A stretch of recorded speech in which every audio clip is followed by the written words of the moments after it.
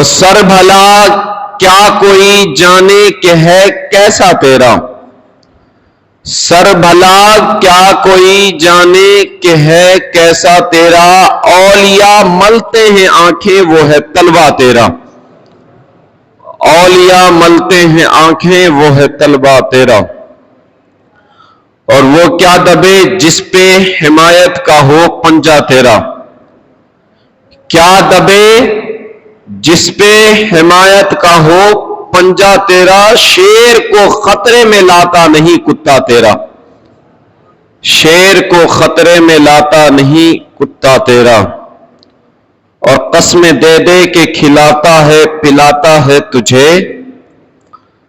قسمیں دے دے کہ کھلاتا ہے پلاتا ہے تجھے، پیارا اللہ تیرا چاہنے والا تیرا، اور تجھ سے در در سے سگ اور سگ سے ہے مجھ کو نسبت، تجھ سے در در سے سگ اور سگ سے ہے مجھ کو نسبت، میری گردن میں ہے دور کا ڈورا تیرا، اور اس نشانی کے جو سگ ہے نہیں مارے جاتے، اس نشانی کے جو سگ ہیں نہیں مارے جاتے، حشر تک میری گردن میں رہے پٹا تیرا، حشر تک میرے گلے میں رہے پٹا تیرا۔ حضرات جیسا کہ آپ لوگ جان رہے ہیں، سبوں کو معلوم ہے کہ یہ ربیع الثانی کا مہینہ، اس کو نسبت ہے غوث پاک رضی اللہ تعالیٰ عنہ سے۔ تو آج بھی انشاءاللہ العزیز کچھ اولیاء اللہ کے بارے میں غوث پاک رضی اللہ تعالیٰ عنہ کی شان میں کچھ لب کشائی کرنے کی جو ہے جرات کر رہا ہوں۔ اللہ پاک مجھے حق کہنے کی توفیق عطا فرمائے۔ حضرات جس آیے کریمہ کی تلاوت کا شرف حاصل کیا، رب کائنات اس کے متعلق ارشاد فرماتا ہے، الا ان اولیاء اللہ لا خوف علیہم ولا هم یحزنون، خبردار بے شک جو اللہ کے ولی ہیں انہیں کسی چیز کا خوف نہیں، انہیں کسی چیز کا غم نہیں۔ یعنی جو اللہ والے ہوا کرتے ہیں، جو رب کے برگزیدہ بندے ہوتے ہیں، جو رب کے پسندیدہ بندے ہوتے ہیں، جو نیک ہوتے ہیں، جو ولی اللہ ہوا کرتے ہیں، انہیں دنیا میں کسی چیز کا خوف نہیں ہوتا ہے، انہیں کسی چیز کا ڈر نہیں ہوتا، مال کے گم ہو جانے کا، مال کے ہلاک ہو جانے کا، گاڑی کے چوری ہو جانے کا، محل کے جو ہے تباہ و برباد ہو جانے کا، مال و اسباب کا نہیں، جان و مال کا نہیں، بلکہ اگر ان کے سینے میں کسی چیز کا خوف ہوتا ہے، کسی کا ڈر ہوتا ہے، تو وہ صرف اور صرف رب تبارک و تعالیٰ کا ڈر ہوا کرتا ہے۔ وہ اگر ڈرتے ہیں تو صرف اللہ کی ذات سے، پھر دنیا کی کوئی طاقت انہیں ڈرا نہیں سکتی۔ گویا کہ یہ قرآن خود کہہ رہا ہے کہ جو اللہ والے ہوتے ہیں، جو اللہ کے برگزیدہ بندے ہوتے ہیں، انہیں کسی چیز کا خوف و غم ہوا نہیں کرتا ہے۔ یاد رکھیں کہ ہم جس نبی کا کلمہ پڑھنے والے ہیں وہ نبی تمام نبیوں کے سردار ہیں، اور اس نبی کی امت جو ہے مصطفیٰ کریم صلی اللہ علیہ وسلم کی جو امت ہے وہ تمام امتوں میں بہتر ہے۔ اسی لیے قرآن نے کہا کنتم خیر امت اخرجت للناس، قرآن کہہ رہا ہے کہ تم امت محمدیہ پہلے نبیوں کی امت سے بہتر ہو، اور آقا علیہ الصلوۃ والسلام سے جس کو نسبت ہو گئی وہ سب جو ہے معزز، پہلے کے جو ہے لوگوں سے معزز بنتا چلا گیا، یعنی کہ آقا علیہ الصلوۃ والسلام نبیوں کے سردار، نبیوں میں جو ہے سب سے ممتاز، آقا کی امتی جو ہے پہلے کی امتیوں میں ممتاز، آقا کے صحابہ پہلے کے صحابہ میں ممتاز، دوسرے نبیوں کے صحابہ سے ممتاز، اور اس نبی کے جو اولیاء اللہ ہیں، نبی کریم صلی اللہ علیہ وسلم کے جو ولی ہیں وہ تمام ولیوں سے ممتاز ہیں۔ پہلے کے نبی جتنے گزرے ہیں، ہر نبی کے دور میں کوئی نہ کوئی ولی رہا ہے، لیکن ان کا مقام و مرتبہ وہ بھی ایک طرف، وہ بھی مسلم، اس کا انکار نہیں ہے، لیکن اس نبی یعنی آقا علیہ الصلوۃ والسلام کے جو امتیوں کے جو ولی ہیں ان کا مقام، ان کی برابری کوئی کر نہیں سکتا۔ ایک بات، دوسری چیز کہ ان ولیوں میں مصطفیٰ کریم صلی اللہ علیہ وسلم کے ولیوں میں بھی سب برابر نہیں ہیں۔ آقا علیہ السلام جس طریقے سے حضرت غوث پاک رضی اللہ تعالیٰ عنہ ارشاد فرماتے ہیں کہ نبی کریم صلی اللہ علیہ وسلم کے تشریف آوری سے قبل آقا علیہ السلام کے دنیا میں تشریف لانے سے قبل حضرت آدم علیہ السلام سے لے کر حضرت عیسیٰ علیہ السلام تک جتنے نبی آئے کم و بیش 1,24,000 سب نے مصطفیٰ کریم صلی اللہ علیہ وسلم کی تعریف بیان کی، سب نے آقا علیہ السلام کی نعت پڑھی، سب نے مصطفیٰ کریم صلی اللہ علیہ وسلم کے آنے کی خوشخبری دی، سب نے اپنے امتیوں کو بتایا، سارے نبیوں نے اب جو ہے اپنی امتیوں کو بتایا کہ مجھ پر اسٹاپ نہیں ہوا ہے، مجھ پر نبیوں کا دروازہ بند نہیں ہوا ہے، ہمارے بعد بھی آنے والے ہیں۔ سب نے مصطفیٰ کریم صلی اللہ علیہ وسلم کی تعریف بیان کی، آخر میں حضرت عیسیٰ علیہ السلام نے بھی بیان کی اور کہا کہ اب وہ وقت آ گیا ہے، انتظار کی گھڑی ختم ہونے والی ہے، انتظار کا وقت اب ختم ہونے والا ہے، جس کی خبر سارے نبی حضرت آدم سے لے کر مجھ تک جتنے نبیوں نے دیا ہے، جس کی خبر جس کی بشارت دیتے آ رہے ہیں، اب اس کے انتظار کا وقت ختم ہونے کو ہے، کیونکہ اب میرے بعد جس کا تمہیں انتظار ہے، جس کی تمام نبیوں نے تعریفیں بیان کی ہے، جس کی تمام نبیوں نے نعتیں پڑھی ہے، اب وہ نبی تشریف لانے والے ہیں۔ حضرت سرکار غوث پاک ارشاد فرماتے ہیں کہ جس طرح سے نبی کون و مکان صلی اللہ علیہ وسلم کی بعثت سے پہلے آقا علیہ السلام کے تشریف لانے سے پہلے نبی کریم صلی اللہ علیہ وسلم کا تذکرہ سارے نبیوں نے کیا، اسی طرح سے میری پیدائش سے پہلے، میری ولادت سے پہلے جتنے ولی گزرے ہیں، حضرت مولا علی سے لے کر آج تک اور صبح قیامت تک جتنے ولی آنے والے ہیں، سب میرے بارے میں بتاتے آ رہے ہیں، سب نے میرا ذکر کیا ہے۔ حضرت سرکار جنید بغدادی بھی فرماتے ہیں کہ میرے بعد ایک شخص آئے گا جس کا مقام کوئی عام مقام نہیں ہوگا، جس کا مرتبہ بہت بلند و بالا، جو درجہ بغداد کے مسجد میں منبر پہ کھڑے ہو کر ارشاد فرمائے گا کہ میرا یہ قدم تمام ولیوں کے سروں پر ہے، تمام ولیوں کے سر پر ہے۔ اللہ اکبر، وہ کوئی اور نہیں بلکہ میں عبد القادر ہوں، میرے بارے میں تمام ولیوں نے جو ہے تذکرہ کیا ہے۔ تو ہم جس کا تذکرہ کرتے ہیں، ہم جسے مانتے ہیں، ہم جسے اپنا مرشد مانتے ہیں، وہ کوئی عام نہیں، ان کا مقام و مرتبہ بہت بلند و بالا ہے، لوگوں کی سمجھ سے پرے ہے، لوگوں کے سمجھ میں آنے والا نہیں۔ لوگ بھلی باتیں کر لیں، بھلی کچھ بھی بول دیں، لیکن غوث پاک رضی اللہ تعالی عنہ ان کی شان بہت عرفہ والا ہے، بہت عرفہ والا۔ اور میں کہہ رہا تھا نا کہ دوسرے ولی جو ہوئے، دوسرے نبیوں کے جو امتی میں جو ولی ہوئے ہیں، ان کا مقام و مرتبہ بھی بہت بڑا۔ حضرت سرکار غوث اعظم رضی اللہ تعالی عنہ کے دروازے پر جو بیٹھنے والا کتا ہے، اس کا بھی مقابلہ لوگ نہیں کر سکتے۔ آپ پوچھیں کیوں؟ اچھا، کتنے لوگ ایسے ہوتے ہیں نا کہ اگر آپ مسجد میں کتا وغیرہ کا ذکر کریں، کتا وغیرہ کا ذکر کیا نام لینا، تو ان کے پیٹ میں درد ہونے لگتا ہے۔ یار مسجد میں رہ کے کتا کا نام لیتا ہے، منبر پہ کھڑے ہو کر، مصلی پہ کھڑے ہو کر کتا کتا بولتے رہتے ہیں۔ تو اب بتاؤ کہ یہ جو کتا بول رہے کوئی اپنی طرف سے نہیں، بلکہ صرف مسجد میں نہیں بلکہ قرآن پاک میں بھی کتے کا ذکر آیا ہوا ہے۔ اس قرآن پاک سے آیت کو نکالا نہیں جا سکتا۔ خنزیر جسے سور بولا جاتا ہے، پگ کہا جاتا ہے، اس کا بھی نام جو ہے قرآن پاک میں آیا ہے، اس کو نکال نہیں سکتے۔ شراب حرام ہے، اس کا نام آیا قرآن پاک میں، پھر کہیں گے شراب کہتے، خنزیر کا نام لیتے، کتے کا نام لیتے، کیوں لیتے ہو؟ تو ان کو بولیے کہ پہلے قرآن سے یہ آیت نکال۔ بھائی قرآن میں، قرآن اتنی پاک کتاب، اس میں بھی یہ ذکر ہے، تو لوگوں کو سمجھانے، کتا کو جو ہے اپنی صرف لینگویج چینج ہے آپ لوگوں کو سمجھانے کے لیے۔ عربی لینگویج میں کتا کو کلب کہا جاتا ہے، کلب کا ذکر آپ 15واں پارہ اٹھا کر دیکھیے، اس میں آیا ہوا ہے۔ اس کے علاوہ خنزیر کا بھی ذکر آیا ہوا ہے کہ یہ سب جو ہے ناپاک ہیں۔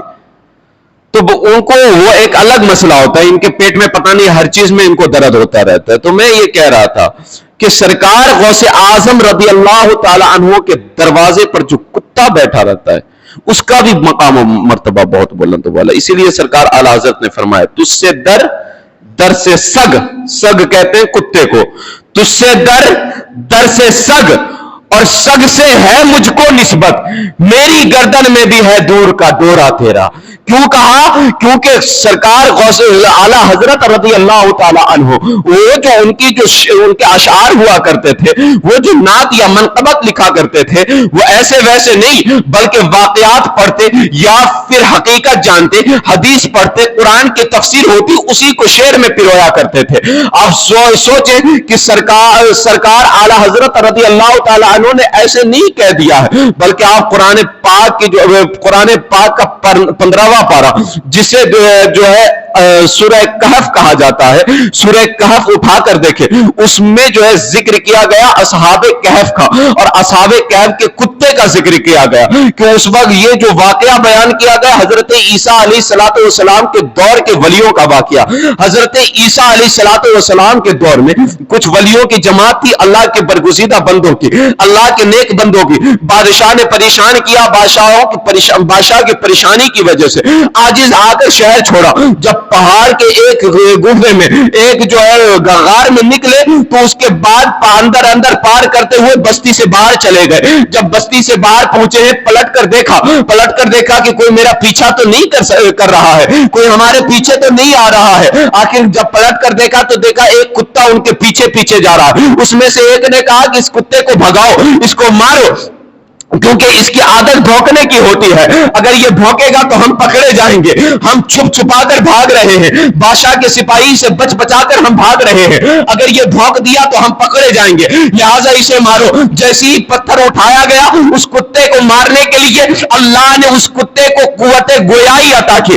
وہ کتا اپنی زبان سے بولنے لگا کہ میں آپ کا دشمن نہیں ہوں، بلکہ میں آپ سے محبت کرنے والا ہوں. میں وہ نہیں جو اللہ والوں پر بھونکا کرتے ہیں، ہم وہ ہیں جو اللہ والوں کے دامن کو پکڑ کر چلا کرتے ہیں، ہم وہ ہیں جو اللہ والوں کی محبت میں بسا کرتے ہیں. کہا کہ اگر ایسی بات ہے تو چلو اب چلتے رہے. قرآن ہے، قرآن کوئی بریلی شریف کی بات نہیں کر رہا ہوں، قرآن شریف کی بات کر رہا ہوں. آپ کہو گے یہ بات کہاں لکھی؟ 15ویں پارے میں آپ کو اٹھا کر دیکھیں، تفسیر پڑھیں، تب آپ کو پتا چلے گا کہ اصحاب کہف کے لوگ، جو اصحاب کہف والے، وہ چلے اور کتے کو ساتھ میں لے کر چلے. جب ایک غار میں گئے، غار کے دہانے پر منہ پر اندر خود داخل ہو گئے، منہ پر جو ہے بٹھا دیا کتے کو. اب وہاں آرام کرنے لگے. آرام کی مدت کیا ہے؟ کتنے سال تک سوئے؟ 1-2 سال نہیں بلکہ 309 سال تک وہ سوتے رہے. 309 سال تک سو رہے تھے. اس کے بعد انہیں اٹھایا گیا، پوچھا گیا کہ کتنے سال سوئے؟ کہتے ہیں کہ کچھ دیر، دن کے کچھ حصہ تک. وہ رب ہر چیز پر قادر ہے، وہ رب ان اللہ علی کل شیء قدیر، رب جو چاہے وہ کر سکتا ہے. قرآن کہتا ہے کہ جب جو ہے سورج کی تپش ہوتی نا، سورج جب نکلتا نا تو نکلنے کے وقت جو ہے اس دائیں طرف سے جو ہے ان کی طرف جاتا نہیں، دائیں طرف سے کٹ جاتا تھا تاکہ ان پر تپش نہ ہو، سورج کی کرن نہ پہنچے. اور جب ڈوبنے کا وقت ہوتا تھا تو وہ بائیں طرف سے ہوتا تھا تاکہ اس پر کرن نہ پہنچے، کیونکہ کرن ہوگی، دھوپ ہوگی تو گرمی بڑھے گی، اور گرمی جب ہوگی تو نیند آنکھیں کھل جائے گی.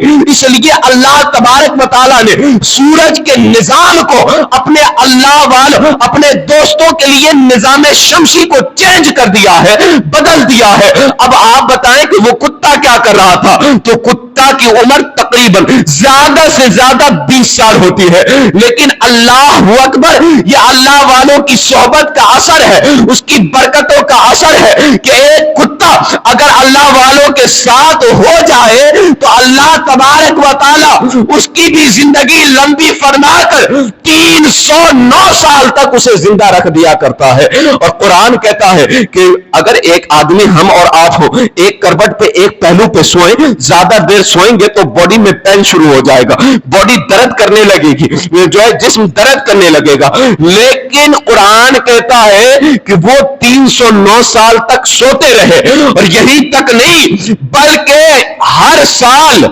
10 محرم کو اللہ تبارک و تعالی فرشتوں کو بھیجتا تھا کہ جاؤ اس کے کروٹ کو چینج کرو. گویا ہر سال جو ہے 10 محرم کو اللہ کے فرشتے آتے اور اصحاب کہف کے لوگوں کے کروٹ کو چینج کر دیا کرتے تھے تاکہ انہیں پریشانی نہ ہو. اس کے بعد اس کتے کو جزا کیا ملا, اس کا انعام کیا ملا؟ محبت کرتے ہیں نا آپ اور ہم بھی اللہ والوں سے محبت کرتے ہیں. غوث پاک کی محبت ہمارے دل میں, خواجہ پاک کی محبت ہمارے دل میں, صابر پاک کی محبت, نظام الدین اولیاء کی محبت, مخدوم پاک کی محبت, سارے اللہ والوں سے ہم محبت کرتے ہیں. کوئی پوچھ لے انعام کیا ملتا ہے, کوئی پوچھے اس کا بدلہ کیا ملے گا, تو وہ ایک کتا تھا, اس نے بھی محبت کی تھی, اس نے بھی اللہ والوں سے پیار کیا. بدلہ کیا ملا؟ بدلہ یہ ملا کہ قرآن کہتا ہے کہ کل قیامت میں اللہ تبارک و تعالی اسے ادھر ادھر نہیں بلکہ رب محبت اولیاء اللہ کے صدقے میں اپنے محبوب بندوں کی محبت کی برکت سے رب اسے جنت عطا فرمائے گا. اور جنت میں جو جائے گا نا وہ عام جاہل بن کے نہیں جائے گا بلکہ مفتی, علامہ, مولانا بن کر جو ہے جنت میں جائے گا. پوچھیں گے کیسے؟ تو حضرت موسیٰ علیہ السلام کے دور کا ایک بہت بڑا علامہ تھا, بہت بڑا مفتی, بہت بڑا عالم تھا, مولانا تھا. موسیٰ علیہ السلام کے جو دشمن تھے نا, انہوں نے اس کے پاس, وہ لوگ گئے اس کے پاس اور کہا کہ آپ جو ہے موسیٰ علیہ السلام کے حق میں جو ہے بد دعا کریں. اس نے منع کر دیا کہ نہیں, کیونکہ وہ جانتا تھا کہ نبیوں کے حق میں بد دعا کبھی قبول ہوئے گی نہیں, خود کا بیڑا غرق ہو جائے گا, اپنے اوپر آ جائے گی بات. منع کر دیا. لیکن لوگوں نے اسے لالچ دی, کس چیز کی؟ پیسے کی. اور آج بھی پیسوں کے چکر میں اچھے اچھے لوگوں کی نیت خراب ہو جاتی, اچھے اچھے لوگ بھٹک جاتے ہیں. پیسہ ایسی بری چیز ہے. تو آخرکار کئی مرتبہ تو وہ منع کرتا رہا, لیکن آخرکار پیسہ کیا نہ کروا دے. اس نے کہا ٹھیک ہے, بد دعا کی, اس کا خود کا بیڑا غرق ہو گیا.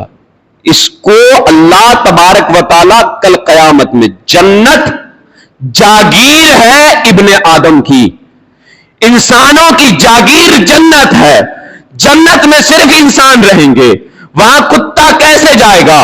تو اللہ تبارک و تعالی بلعم باعور, وہ شخص کا نام تھا بلعم باعور, اس شخص کی شکل جو ہے اصحاب کہف کے کتے کو اللہ دے گا اور اس کی شکل میں رب تبارک و تعالی اس کتے کو جنت عطا فرما دے گا. یہ اتنی بڑی برکت, یہ چیز آپ نے سن لی نا کہ اب وہ اصحاب کہف کا کتا تھا, وہ حضرت عیسیٰ علیہ السلام کے دور کے ولیوں کا کتا تھا. لیکن اب آؤ غوث پاک رضی اللہ تعالی عنہ کی بارگاہ میں. غوث سمدانی کا مقام و مرتبہ دیکھو کہ ان کے پاس جو ہے ایک شخص, ایک ولی اللہ, وہ بھی اللہ کے بہت بڑے ولی تھے, وہ جو ہے آئے اور انہوں نے جو ہے خبر بھیجی کہ آج ہم آپ کے وہاں جو ہے مہمان کے طور پر آنا چاہتے ہیں. کہا کہ ٹھیک ہے آ جائیے. کہا ہم ایسے نہیں آتے بلکہ میری سواری جو ہوتی ہے وہ شیر کی سواری ہوا کرتی ہے, ہم ایسے اونٹ یا گھوڑے پر سوار نہیں ہوتے, شیر پر سوار ہو کر آتے ہیں. کہا کہ اچھا ٹھیک ہے آپ جو ہے آپ تشریف لائیں. کہا کہ میرے کھانے کا بھی انتظام کیا جائے اور میرے شیر کی بھی خوراک کا انتظام کیا جائے. ایک گائے جو ہے ہمارے شیر کے لیے اس کا انتظام کیا جائے. کہا ٹھیک ہے, لے کر آیا. وقت جو ہے وقت متعینہ پر, وقت مقررہ پر وہ اللہ کے ولی شیر پر سوار ہو کر آئے, اندر تشریف لے گئے, کھانا تناول فرمایا. اب شیر کے کھانے کی باری آ گئی. شیر کے جب کھانے کی باری آئی نا تو کہا کہ جاؤ وہاں پر استبل میں جو ہے وہ جو ہے شیر کی خوراک باندھی ہوئی ہے, وہاں پہ کھا لے گا. کہا جیسے ہی وہ جانے لگا کہ اسی وقت اتنے میں سرکار غوث اعظم رضی اللہ عنہ کے دروازے پر ایک کمزور لاغر پتلا دبلا کتا بیٹھا کرتا تھا. وہ جو ہے کتا تھا. اب وہ کتا نے دیکھا کہ غوث اعظم رضی اللہ تعالی عنہ کی گائے کو دوسرے ولی کا شیر کھا جائے گا.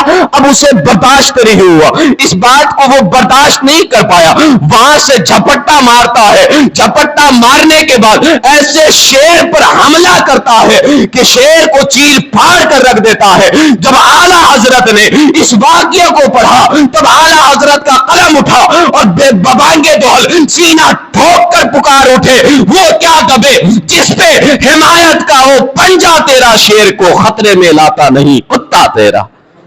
وہ جو ہے سرکار غوث اعظم رضی اللہ تعالیٰ عنہ، بہت مقام، بہت بلند و بالا مقام ہے. وہاں جو نوکری کرتے ہیں نا، ان کے جو ہے دروازے پر، ان کی چوکٹ پر جو نوکری کرتے ہیں، اللہ ان کے صدقے میں دعائیں قبول فرما لیا کرتا ہے. غوث پاک کی نسبت تو بہت بلند و بالا ہے. جو ان کے دروازے پر جو خدمت کرتے ہیں، لوگوں کو کب جو ہے پانی پلایا کرتے، چپل جو ہے پہنایا کرتے، لوگوں کی چپلیں سیدھی کرتے، لوگوں کو وضو کروایا کرتے، اللہ ان کے وسیلے سے دعائیں قبول فرماتا ہے. دو اقطاب تھے، دو اللہ کے ولی تھے. وہ جو ہے سرکار غوث اعظم رضی اللہ تعالیٰ عنہ کی بارگاہ میں تشریف لائے. تو جب اندر گئے نا، تو اس وقت جو ہے وہاں پہ ایسے دو شخص جو پڑھے لکھے نہیں تھے، بالکل ان پڑھ تھے. اور ان کا کام تھا، ایک شخص کا کام تھا کہ لوگ جو آتے ان کی چپلوں کو درست کیا کرتے تھے، ٹھیک کیا کرتے تھے. اور دوسرے کا کام تھا کہ لوگ جو آتے تھے ان کو وضو کروایا کرتے تھے.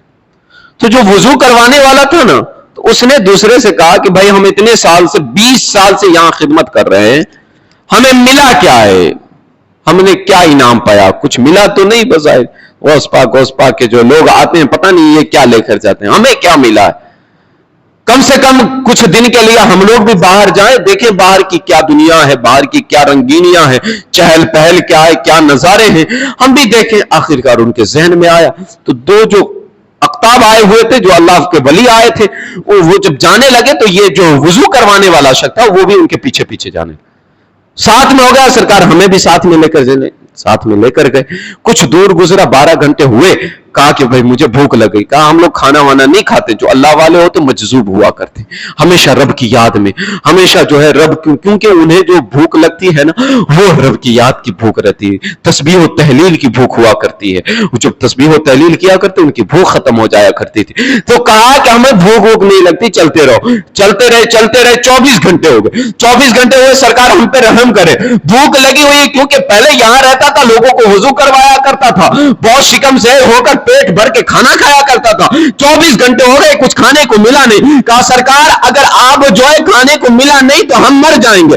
کہا اگر ایسی بات ہے تو انہوں نے وضو کیا، مصلی بچھایا، مصلی بچھا کر انہوں نے دعا کی. اب دعا کرنا تھا، ابھی دعا کے لیے ہاتھ اٹھایا ہی تھا کہ اللہ تبارک و تعالیٰ نے آسمان سے جو دسترخوان نازل فرما دیا. آسمان سے ایک دسترخوان نازل ہوا، لوگ تینوں بیٹھ کر کھانے لگے، کھائے پیے، اس کے بعد چلنے لگے. چلے تھوڑی دور، کہا نیند آ رہی. کہا ہم لوگ سوتے نہیں ہیں. ٹھیک ہے چلیے. چلتے رہے. پھر ایسے کرتے کرتے پھر 24 گھنٹہ گزر گیا. 24 گھنٹہ گزرا، پھر کہنے لگے سرکار بھوک لگی ہے. کہا کہ ہم لوگ کھاتے نہیں. کہا سرکار نہیں کھائیں گے تو ہم مر جائیں گے. کہا کہ اچھا ایسی بات ہے. دوسرا جو شخص تھا جس نے کل نہیں دعا کی تھی، اس نے جانماز بچھائی، مصلی بچھایا، دعا کی. اللہ تبارک و تعالیٰ نے آسمان سے ایک واپس دسترخوان نازل فرما دیا. پھر وہ کھائے، کھانے کے بعد چلنے لگے. پھر 24 گھنٹہ گزرا. اب وہ شخص کہنے لگا سرکار پھر بھوک لگ گئی ہے، اب بھی جو ہے دعا کریں تاکہ کوئی کھانے کا انتظام ہو جائے. اب وہ جو دو شخص تھے انہوں نے کہا کہ میں نے بھی دعا کر لی، انہوں نے بھی دعا کر لی، ہم دونوں کی باری ختم، ہم دونوں کا نمبر ختم. اب تمہارا نمبر آتا ہے، اب تمہاری باری ہے، اب تم دعا کرو. کہا سرکار ہم جاہل آدمی، ہم پڑھے لکھے ہیں نہیں، ہم کیا دعا کریں گے؟ کہا کہ دعا کرو، اگر دعا کرتے ہو تو ٹھیک، ورنہ چلو. کہا نہیں سرکار نہیں کھائیں گے تو مر جائیں گے. کہا دعا کرو. کہا کہ نہیں ہمیں دعا آتی نہیں. کہا نہیں دعا آتی ہے تو یہی مرو. مرتا کیا نہ کرتا. آخرکار اس نے جو وضو کیا، مصلی بچھایا، مصلی بچھانے کے بعد دعا کی. پروردگار عالم ان دو شخصوں نے جو جس وسیلے سے دعا مانگی ہے، مولا میں بھی ان کے وسیلے سے دعا مانگتا ہوں، مجھے کھانا عطا فرما دے. اب جیسے ہی دعا مانگی تھی، ابھی ہاتھ کو چہرے پر پھیرا نہیں تھا کہ اللہ تبارک و تعالیٰ نے آسمان سے ایک نہیں بلکہ آج 2 دسترخوان نازل فرما دیا ہے. اب وہ جو 2 ولی تھے پریشان، کہہ رہے ہو ان سے پوچھنے لگے تم تو کہتے تھے کہ مجھے کچھ آتا نہیں، جاہل ہو، اور مجھ سے زیادہ نمبر لے کر چلے گئے. ہم نے دعا کی تھی تو 1 دسترخوان آیا، تم نے دعا کی 2 دسترخوان آیا، یہ کیسے ہو گیا؟ کہا تم نے کیا دعا کی؟ کہا سرکار مجھے معلوم نہیں، میں نے تو بس دعا یہ کی تھی کہ ان دونوں نے، جو میرے دونوں ساتھیوں نے دعا کی ہے، یا اللہ جن کے وسیلے سے انہوں نے دعا کی ہے، مولا میں بھی ان کے وسیلے سے دعا مانگتا ہوں खाना नाजिल फरमा दे। मैंने तो बस यही कहा, कुछ पढ़ा नहीं, कुछ नहीं पढ़ा था, बस इतना कहा कि तुम जानते हो कि मैंने किसके वसीले से दुआ की? कहा नहीं, अगर जानता तो मैं भी नाम लेकर दुआ करता। कहा नहीं जानते? कहा नहीं जानता। कहा मैं बताता हूं कि हमने जो कल दुआएं की थी वो किसी और के वसीले से नहीं, बल्कि हमने दुआ की थी, ए अल्लाह, कल जो है अब्दुल कादिर सरकार गौसे आजम रदी अल्लाह ताला अन्हु के दरवाजे पर जो शख्स लोगों को वजू करवाता है, मौला उसके वसीले से मेरी दुआ कबूल फरमा ले। इतना कहना था कि वो जो परेशान, कहा कि तुम जानते हो मैं कौन हूं? कहा नहीं। कहा कि तुम जिसके वसीले से दुआ मांगते थे वो कोई और नहीं, लोगों को वजू करवाने वाला कोई और शख्स नहीं, मैं ही हूं जो सरकार गौसे पाक के दरवाजे पर लोगों को वजू करवाया करता हूं। अब वो शर्मिंदा हुआ कि या अल्लाह, ये मैंने क्या कर दिया? 20 साल रहकर मैंने गौसे पाक के दरवाजे पर लोगों की खिदमत की, तो अल्लाह ने ये मकाम दे दिया कि अब वक्त का वली मेरे वसीले से दुआ मांगता है। वापिस उल्टे कदम लौटा है सरकार गौसे पाक की बारगाह में। तो अब जरा सोचो कि वहां जो नौकरी करता है उनका ये हाल है, तो सरकार गौसे आजम रदी अल्लाह तआला अन्हु का मकाम और मर्तबा कितना बुलंद हो। वो सबसे परे है, लोगों की समझ से बाहर, लोगों की समझ से ऊपर। सरकार गौसे आजम रदी अल्लाह तआला अन्हु ऐसे बैठे थे, किसी दिन जो है मिजाज बना, अल्लाह वाले होते वो जो है मस्त हुआ करते। सरकार गौसे आजम रदी अल्लाह तआला अन्हु अचानक से कसम खा ली। क्या कसम खाई?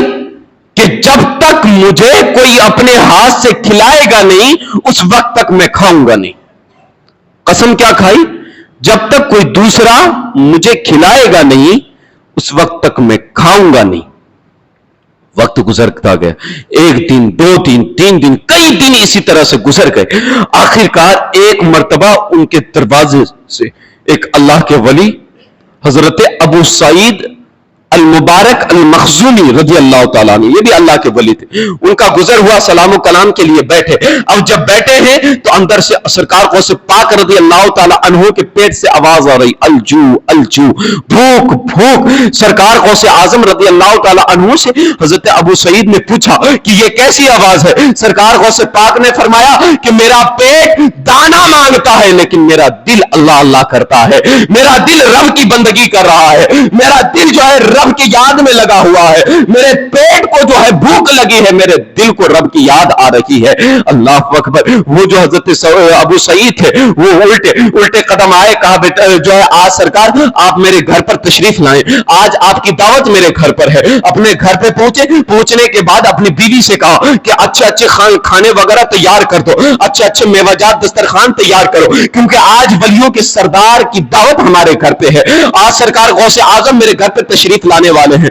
बीवी ने अच्छा अच्छा पकवान तैयार कर दिया, दस्तरखान लग गया। अब जो हजरत अबू सईद इंतजार में है, अब आएंगे तब आएंगे, लेकिन सरकार गौसे आजम रज़ी अल्लाह ताला अन्हु को तैयार नहीं, उठ नहीं रहे। इतने में हजरत खिदर अलैहिस्सलातु वस्सलाम को अल्लाह ने भेजा। हजरत खिदर अलैहिस्सलातु वस्सलाम सरकार गौसे आजम रज़ी अल्लाह ताला अन्हु के बाजू को पकड़कर साथ में लेकर हजरत अबू सईद के घर पर आए, तशरीफ लाए। अब जैसे दस्तरखान पर बैठे हैं, दस्तरखान पर बैठने के बाद हजरत अबू सईद रज़ी अल्लाह ताला अन्हु ने सरकार गौसे आजम रज़ी अल्लाह ताला अन्हु को अपने हाथों से निवाला बनाकर लुकमा तैयार करके सरकार गौसे आजम रज़ी अल्लाह ताला अन्हु के मुंह में डाला। सरकार गौसे पाक खाने के बाद फरमाते हैं, ए अबू सईद, अगर आज तू मुझे अपने हाथ से ना खिलाता तो कसम है उस रब्बे कायनात की जिसके कब्जे में मेरी जान है, कयामत आ जाती, मेरी जान चली जाती, लेकिन मैं कभी खाने को हाथ नहीं लगाता। इसीलिए आला हजरत ने फरमाया, कसमें दे दे के खिलाता है पिलाता है तुझे प्यारा अल्लाह, तेरा चाहने वाला तेरा